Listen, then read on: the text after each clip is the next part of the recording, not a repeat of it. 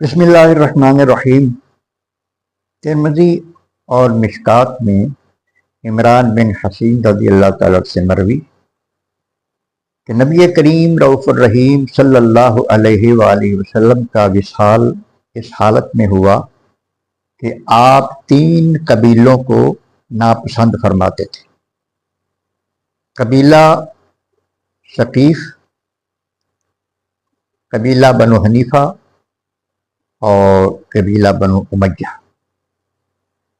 قبیلہ ثقیف میں ایک ظالم بادشاہ یوسف، حجاج بن یوسف،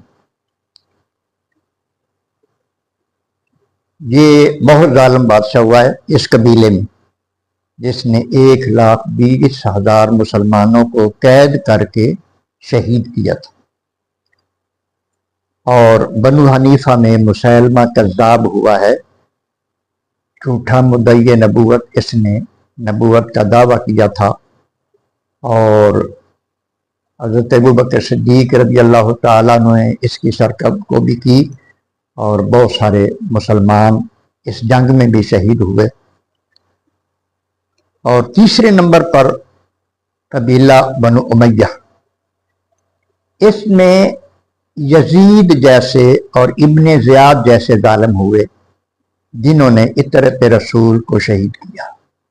حضرت امام حسین رضی اللہ تعالیٰ عنہ اور آپ کے ساتھیوں کو انہوں نے قتل کیا تھا، اور ابن زیاد نے جو کچھ کیا تھا وہ یزید کے حکم پر کیا تھا۔ بعض لوگ کہتے ہیں کہ اس نے حکم نہیں دیا۔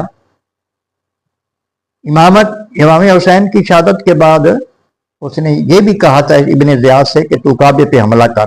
اس نے کہا میں 2 کام اکٹھے نہیں کر سکتا، میں نے امام حسین کو بھی قتل کیا اور یہ پہلا میں جرم کر بیٹھا ہوں، اور وہ میں نے تیرے حکم پہ کیا، اب یہ میں کام نہیں کر سکتا۔ اللہ پاک سمجھنے کی توفیق عطا فرمائے، اور اہل بیت کی محبت پر ہمارا آخری لمحات ہیں وہ اہل بیت کی محبت پر ہمارا دنیا سے رخصت ہو۔